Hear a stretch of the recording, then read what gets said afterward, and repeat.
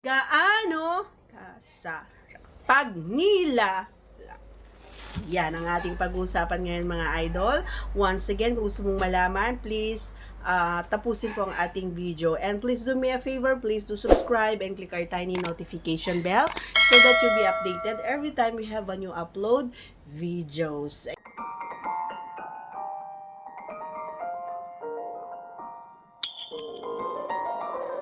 Ayan. Gaano nga ba ito ka-okay sa akin? Gaano ako kasaya every time na ginagawa niya ito? Alam niyo mga idol, ito yung, kung bago ka pa lamang sa aking channel, ito yung pinaka number one na pinaka gusto ko na ginagawa niya. Pero minsan ay nakakalimutan niya. Oo. Kasi minsan sa sobrang GG niya ay talaga naman na sige na lang siyang agad pasok. Yeah, minsan hindi na rin siya kumakain kasi nga pasok gusto niya kaagad. Pero hindi niya alam na kung lagi-laging ganun ang ginagawa natin sa ating mga kapareha ay nagkakaroon siya ng para sa akin ha, ewan ko sa inyo, nagkakaroon ako ng tampo or minsan kahit pag gusto niya parang ayaw ko na kasi siya lang yung masaya.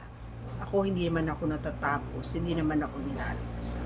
So minsan umaayaw na lang ako kasi, pero kapag alam ko na or kapag siya yung nag-umpisa or siya yung bumaba kaagad siya, ay okay yun sa akin. Okay?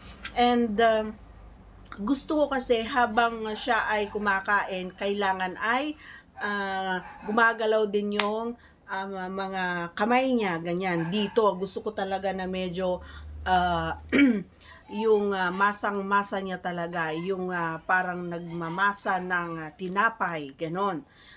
Siyempre, kung gaano siya ka-okay sa akin is na 100% talaga, ganon siya ka-okay sa akin. And kahit na kapag siya ay nakapasok na doon at na doon sa taas ko, ay nakahawak pa rin dapat siya doon. And syempre medyo kinukurot-kurot din yung aking jutong. Yun ang aking pinakagusto every time na siya ay gumagawa or nagtatrabaho sa taas.